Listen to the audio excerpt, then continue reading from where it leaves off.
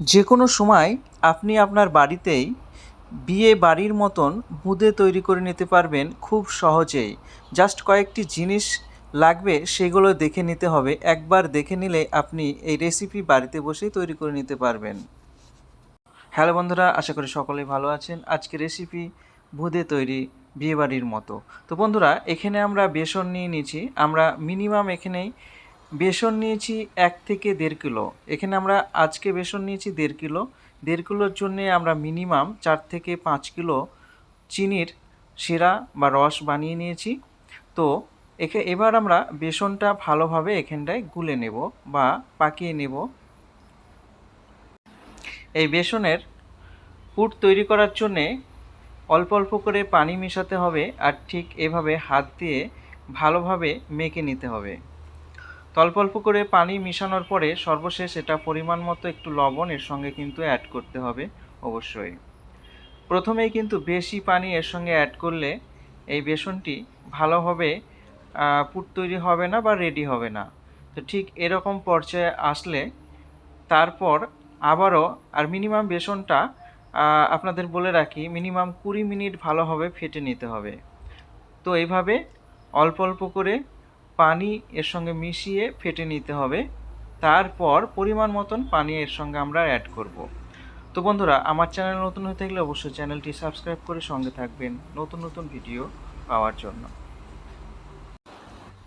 তো এইভাবে হাত দিয়ে ভালোভাবে আমরা এটাকে মাখিয়ে নেব, আর অল্প অল্প করে এর সঙ্গে পানি আমরা অ্যাড করে নিতে হবে।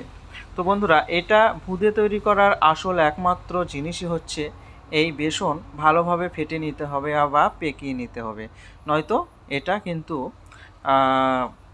আপনার বোঁদে তৈরি হবে না। তো আমরা এখানটায় চিনি নিয়ে নিয়েছি। এটা আমরা অল্প চিনি নিয়ে নিয়েছি, পাশাপাশি আমাদের বোঁদের এখানটায় রস ছিল মিনিমাম 4 কিলো মতন, আর 1 কিলো চিনির আমরা শিরা তৈরি করে নেব। তো এই শিরাটা তৈরি করে নেওয়ার জন্যে এর সঙ্গে মিক্স করার জন্য যাতে সব থেকে সুন্দর হয়, তার জন্য কিন্তু এই শিরাটা নতুন করে তৈরি করে নিয়ে এর সঙ্গে মিশিয়ে নেব। তো ঠিক এইরকমভাবে হয়ে আসলে আমরা দেখে নেব। যখন দেখে নেব ঠিক এরকম পর্যায়ে এসছে, তারপরে নামিয়ে নেব। হালকা একটু হাতে লাগলেই আমরা নামিয়ে নেব। তো সো গাইস, শিরা আমাদের কমপ্লিট হয়ে এসছে। তো আপনারাও ঠিক এরকমভাবেই বোঁদের রস বা শিরা এভাবে তৈরি করে নেবেন। যেহেতু এটা কালার লাগছে, এটা আগে থেকে বোঁদে তৈরি করা রস ছিল, তাই এটা কালারটা এরকম লাগছে। তো আপনারা বোঁদে তৈরি করার পরে একদিন পরে এই কালারটা চলে আসবে। তো আমাদের এদিকে বেসন পুরোপুরিভাবে রেডি হয়ে এসছে। হ্যাঁ, তো একটু আমরা পাতলা করে নেব যাতে বোঁদেটা ভালোভাবে তৈরি হয় বা ফুডটা ভালোভাবে হয়ে আসে। তো আমরা এখানে একটা বাটিতে পানি নিয়েছি, টেস্ট করে নেব। তো দেখে নিতে হবে, পানির উপরে যদি ভেসে ওঠে তাহলে বুঝে নিতে হবে আমাদের বোঁদে তৈরি করার যে বেসন সেটা কিন্তু কমপ্লিটলি রেডি হয়ে এসছে। তো খুব বেশি পাতলা করবে না, ঠিক এরকম পর্যায়ে আসলে এটাকে ছেড়ে দেবে।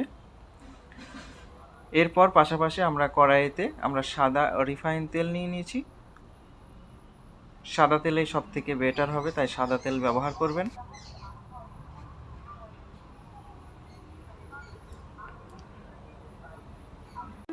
এক থেকে 1.5 কিলো বেসনের জন্য 2 কিলো সাদা তেল আমরা এখানটায় নিয়ে নিয়েছি। সাদা তেল ভালোভাবে গরম করে নিতে হবে। তো সো গাইস, আমাদের তেল রেডি হয়ে এসছে। পাশাপাশি বুঁদি তৈরি করার জন্য ঠিক এরকম আমরা ছাকনা ব্যবহার করব, ঠিক এরকম গোল গোল ফুটোওয়ালা। তো এটা করার জন্য গোল গোল রাউন্ডভাবে আমাদের বুঁদে তৈরি হয়ে আসবে। তো বুঁদে তৈরি করার জন্য কোনো রকমভাবে এটা নাড়াচাড়া বা হাত দিয়ে টিপাটিপি করা যাবে না। এটা উপর থেকে ছেড়ে দিলেই আপনার বুঁদে কিন্তু গোল গোল হয়ে উঠে আসবে। এটা ফার্স্ট রাউন্ড হচ্ছে, সেহেতু হালকা একটু লম্বা হচ্ছে, পরের রাউন্ড থেকে গোল গোল হয়ে যাবে। যদি খুব বেশি লম্বা হয়ে থাকে তাহলে একটু নিচে থেকে ছাড়তে হবে, তাহলে দেখবেন আবারও গোল গোল হয়ে আসবে। তো ঠিক এভাবে 3 ব্যাচ 4 ব্যাচ 5 ব্যাচ 6 ব্যাচ করে এভাবে আস্তে আস্তে করে ভেজে নিতে হবে। ঠিক এরকম পর্যায়ে আসলে প্রথমেই কিন্তু এখানটায় কোনো রকমভাবে নাড়া যাবে না। মিনিমাম 30-40 সেকেন্ড পরেই একটু হলদে কালার হওয়ার পরেই কিন্তু এটার মধ্যে আমরা ছাকনা দিয়ে এটাকে উল্টিয়ে দেব।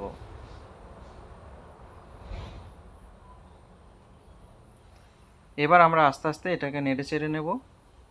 আর যতক্ষণ না ভালোভাবে এটা ভাজা হয় ততক্ষণ পর্যন্ত কিন্তু এটাকে ভাজতে হবে। একটু লাল লাল হয়ে আসলে তারপরেই কিন্তু এটা নামিয়ে নিতে হবে। তো মিনিমাম এভাবে 2 থেকে 3 মিনিট করে এক একটা রাউন্ড ভেজে নিতে হবে। সো গাইস, দেখতে পাচ্ছেন আস্তে আস্তে এটা কত সুন্দরভাবে গোল হয়ে এসছে।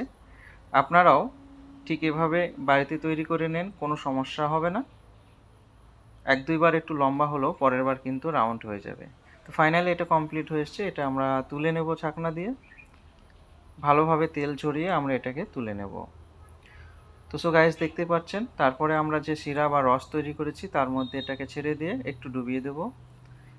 তো এটা এইভাবেই আমরা সমস্ত বোঁদেগুলা ভেজে নেব। আর মিনিমাম 1 রাতের জন্য ছেড়ে দেবো। পরের দিন কিন্তু এগুলা বিয়েবাড়ির মতন আকারে বা সুন্দর হয়ে আসবে। আবার একটি ভিডিও নিয়ে দেখা হবে। ধন্যবাদ।